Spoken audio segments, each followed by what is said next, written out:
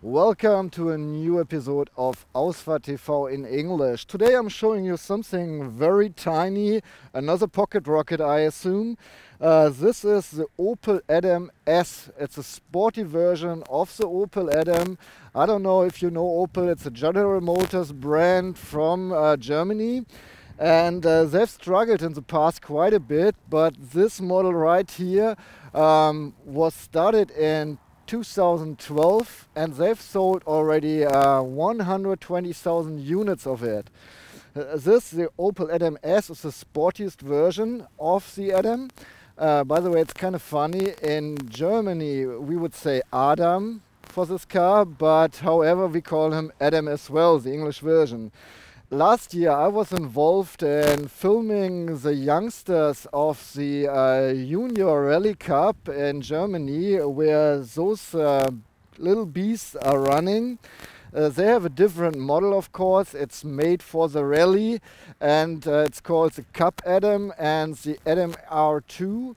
And while this baby here comes with a 1.4 liter engine that has 150 horsepower, the Cup model and the R2, they're having a 1.6 liter engine with 140 horsepower on the one hand for the Cup model and 190 horsepower for the R2 version, which is running in quite a few countries, by the way, and won several prizes and races in the last season. And here is the heart of the little pocket rocket, 1.4 liter turbocharged engine. You got 150 horsepower and it's good for 220 Newton meters of torque, and you get the torque between 2,750 and 4,500 RPM. Let me just give you the basic facts of the Opel Adam S. The top speed is limited to 210 kilometers per hour equals 130 miles per hour. It takes this little pocket rocket 8.5 seconds to accelerate from 0 to 62 miles per hour equals 100 kilometers per hour. Opel claims that you get a mileage of 39.9 miles per gallon, which equals 5.9 liters on 100 kilometers. By the way, the gas tank is good for 35 liters of gas or 9.2 gallons. So with a full tank, at least in theory, you're supposed to reach 590 kilometers or 367 miles. Asking about the price, at least in Germany you pay 18,960 euros for the base model of the Opel Adam S. Well, so we have three different models actually of the Opel Adam. We have the normal Opel Adam, so with the normal engines, kind of boring. We got the Opel Adam Rocks, which is supposed to be a little SUV, and we got the sporty version, the Opel Adam S. It doesn't matter which model, you can customize them as much as you want. They offer you different colors for every parts. For instance, our roof is blue now. Inside you find some blue, and you can configure your car with several options and change the colors of whatever. But I want to point out the differences between the regular version and the Opel Adam S, and it's not too much. We have LED daylight driving here, or the LED daylight that is in the base model included with the Opel Adam S, and the front bumper goes a little bit more down, so the car should look a little bit more sporty. That's it on the front. Looking from the side, well, of course you can see it is a tiny car. On the base model we find 17-inch alloy wheels. Here we got the 18-inch rims, and you see the red braking system. They put a little bigger braking system on the car because it has more horsepower than the regular model. And then we have the side skirts that come out just a little bit more to give the car, whatever, a more aggressive look. And the only badge you can find is right here. It says Adam on the regular model, and here is a red S. And while I'm standing here, you already see it, we have a little spoiler on the roof. So here you see it again, the spoiler on the roof. and it looks kind of too big for the car, at least for my taste, but it's good for something. It helps you with the downforce, while the regular Adam has a downforce of 300 Newton. This little spoiler is good for 100 Newton more downforce. Then we got the full LED taillights, and the rear bumper is lowered just a little bit as well. And here we got the little exhaust pipe, and it's kind of fake because we don't have a sport exhaust system, which is, for my taste, kind of sad. Okay, let's hop inside and let me show you what's going on in the inside, in the interior. So my first impression of the Opel Adam S, and I have to be honest, I haven't even driven the regular one yet.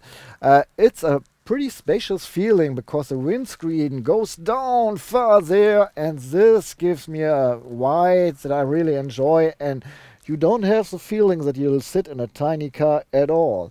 And I have enough of headspace. I'm 180 centimeters tall, so I'm 5'11", I guess.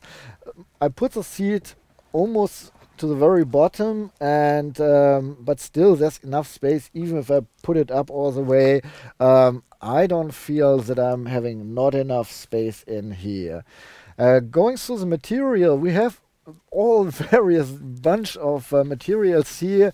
This is a pretty hard soft touch surface, and this application right here, I don't like it personally, but you find it in the door panels as well, and you can choose different styles here. Here we have this glossy black, and every now and then we have leather, like for instance at the stick shift or at the brake and brake.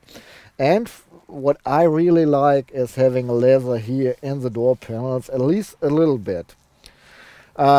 Coming to reaching all the, well, it's an Opel. Overall, it's an Opel, and you find all the elements that you need at the places where you expect them. I really, I appreciate if the center console is facing the driver at least a little bit. This one is just going straight, so no plus here. But overall, it is just fine and okay. The safety belts are long enough, I guess, to buckle up, even like, you know, a little bit, well, persons who like to eat more than I do, at least. The steering wheel is adjustable manually, and I personally think it could be a little bit more, well, I would like to have it a little bit more towards my body, but I think most people will be fine with this range. The seats, we have Recado seats, Recado Sport seats in here. They're coated with leather. You have a really great hold, and I even think they're kind of comfortable. You can heat them. You just have one option, like heating on or off, and you have to adjust them manually, so you can pump it up and down. And of course you can turn this little wheel to adjust the backrest. And overall, okay, you can scoot them manually back and forward. So this is at the very back, and here it looks. We go to the very front. Yes. Okay, overview in the car. The mirrors on both sides are big enough so I can control the traffic behind me just fine, and I see enough. As well, the inside mirror, well, it doesn't cover the whole rear window. You have to, you know, just to see everything, you have to move your head a little bit. But I think for this tiny car, it's just okay.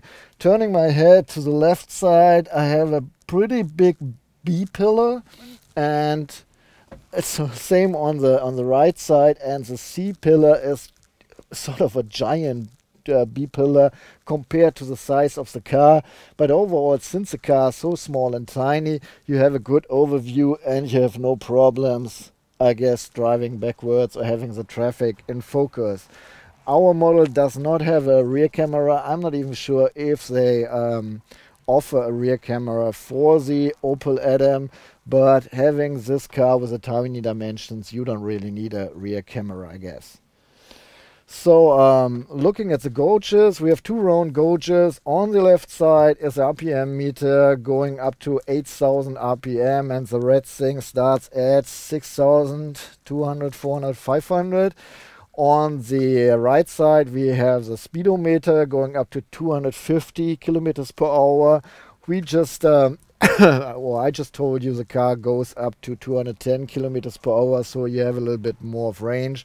You have the tank control, the gas control, and the temperature inside the round gauges, and in between you find the board computer. And I'm kind of disappointed because with the new Opel Corsa they introduced a new display there, and here in the Opel Adam you still find this monochrome red and black system, which has an awful resolution and looks like my Commodore 64 sprite graphics somehow.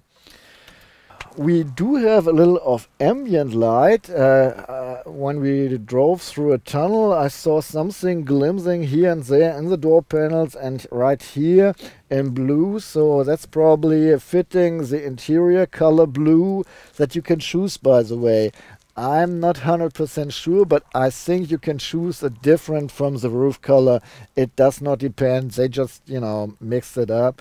And by the way, the steering wheel is coated with leather, and I like the blue stitching that suits the blue leather on the bottom of the steering wheel. It's a sport steering wheel. The leather is a little hard on the side and it's a little bit too thick for my taste, but overall I think it will work fine for most of you guys out there.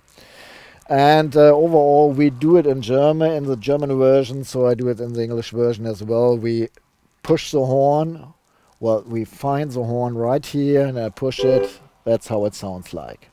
Let's walk real quick through all the compartments I have. I have plenty of space actually in the door panels. There's really a lot of space, but no space for bottles or cans or whatever. You don't have cup holders in the door panels. I believe you can put up to 2-liter bottles in the door panels, but they don't stick there. You can't really have them, just place them there. We have a tiny compartment right here next to the steering wheel. It doesn't have a surface in there that prevents things from shaking around. I don't know what's good for. I don't think you can really use it. On the other side around I have a little compartment. Let's start first. I have a 12-volt outlet and USB plug for the infotainment system and an aux in.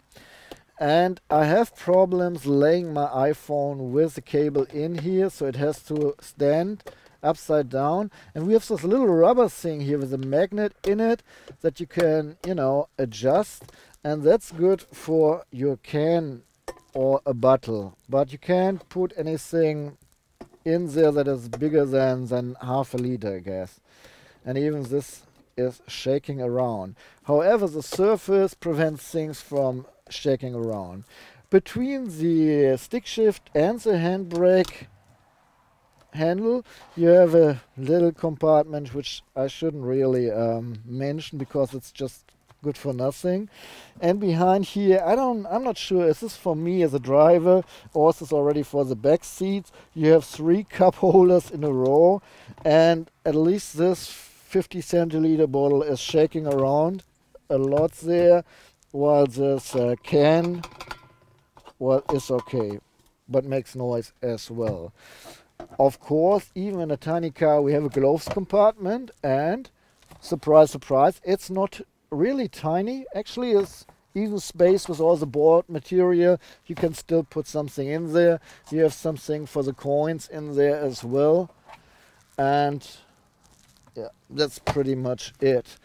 We have sunshades, of course. In both sides they have makeup mirrors and they're illuminated. We don't have any reading lights in here, just a light for the holes and an entry light, and we have handles at least at both doors. Okay, let's face it, this car is built for 2 persons only. However, they have a back seat, and I will test it out for you guys to see how you get inside. So I flipped the seat and pushed it forward, and now I can crawl or climb in. Bad thing is, seat moves back all the way, and ouch! Hello, help me! Okay, I'm 180 centimeters tall, which equals 5'11", I guess. The driver's seat is put in a position where I can drive just comfortable. And as you might be able to see, I have no leg room whatsoever. I have to like spread my legs to sit at least a little bit comfortable. I have no headroom. I'm bumping with my head against the ceiling, so those two places are not really made for grown-ups. You can drive here a few kilometers, a couple of miles, but overall I would not buy this car if I, give more people a ride every once in a while. Thinking about having kids sit in the back, just climbing in here and well, I'm a father of 2 kids, so I know how it is to put a child seat in a 2-door car. It's just a pain in the, well, it's just a painful. And so even the belts are long enough to buckle up a baby seat or child seat. And the belt locks are pretty stable, so the kids can buckle up themselves. And we have those Isofix handles right here for easily putting child seats in here. It's no fun to buckle up your kid climbing in the doors. That's really no fun, especially not with the sport seats. However, we do have some space inside here. We have a little compartment right here that even has a little thing for putting in really big bottles. And of course, I can easily reach the 3 cup holders that sit right here. But let me please get out now, because this is no fun. So it is a pocket rocket. It means a small, tiny car, and you've seen it. I like this. The logo of Opel is a flash inside this round thing, and you press right here to open the trunk. And of course, we hardly have any space. We have 170 liters for our luggage, and this means we get a good carry-on luggage trolley and a backpack. And that's already it, most likely. Well, we had rain earlier, by the way. If I want to lift something inside the trunk, I have to pick it up and put it 80 centimeters up to let it 30 centimeters down. So that's not really something for old people like me. However, I showed you there's not much space in the back row, and you can flip the back seats 50-50, and it's really easy. You have a leash here that you pull, and then you just flip it over, and you can remove the thing easily as well. And now we don't have a plain surface. It's really messed up. Once you have flipped the back seats, you have space for 663 liters. That sounds a lot, and it means that you have to put your luggage under the roof. So this all together is 663 liters. You have a width of 93 centimeters, and you can store luggage up to 130 centimeters on the right side if you push the passenger seat to the very front. If you don't do this, it's around 115 centimeters. By the way, just look inside. We have a little tiny light which is illuminating, sort of. It's trying to brighten up the inside of the trunk just a little bit. Inside here we find the warning triangle, which is kind of stupid, because once you have luggage in here, you have to pull it out to get this triangle out. I don't like this too much. We don't have a plain surface, and well, that's pretty much it. There is not much. It's a tiny car without any comfort. Altogether you can put 387 kilograms inside a car. It's okay, I guess, for a tiny car. If you want to, out of this 387 kilograms, you can put 50 kilograms on the roof, and there's no hook for the car, so you can pull trailers. Overall, as you can see, I'm 180 centimeters tall, 5'11". I can stand here all right without banging my head. If you're a little bit taller, you might want to be careful with that. So that's pretty much it. And now the fun part, 150 horsepower, and I'm gonna go driving now. Okay, quick sum up about my driving experience in the new Opel Adam S. The steering is really sweet, very, very direct, and well, the car just does whatever you tell it to do, so that is really sweet and I like it. The brakes work with charm. You feel that they have a little bit bigger braking system, so the car reacts to whatever you tell it. I really enjoy the brakes. Really, they slow down the car whenever you need it. The 6-speed manual transmission works with charm as well. You have very precise shifting ways.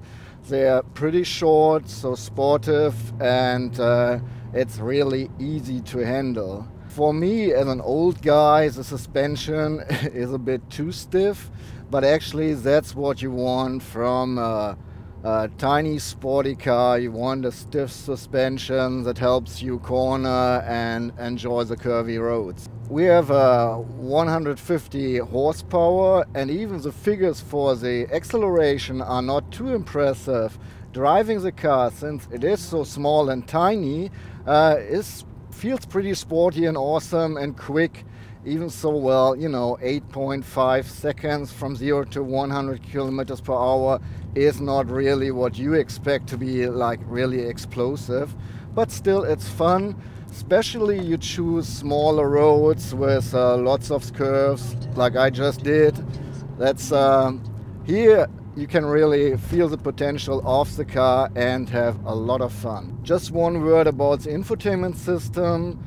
Opel shows a system where you can hook up your iPhone, smartphone and use the apps, for instance, to navigate. For my taste, it's not working too well, especially if you listen to music and then you get instructions from the system. It stops the music, and then there's a little second of wait, and then it goes on, and that's kind of annoying since you want to really enjoy your music. But maybe this is related to the app on the iPhone, which was helping us with the navigation. The speakers, however, are just fine. They're not superb or really exciting, but for a regular system that you buy, it's just okay. So all in all, I would say this is a fun car for young people who like to drive a little sportier. They get a lot of power in the car. For this tiny car, it's really sweet, and according to the price, I think Opel has a good package with the Opel Adam S. By the way, you can disable the ESP, and Opel says it's a really, you know, you can really turn it off. So for those of you who enjoy the raw driving without, you know, computer help, that might be an interesting point for you. That was our review about the Opel Adam S. I hope you liked it. If you did, please give us a thumbs up. If you have any questions to the car, just leave them in the comments fields below the video. And if you haven't done so and you liked this video with my broken English, please subscribe. I'm Mr. C. I would like to see you on my next review. Goodbye.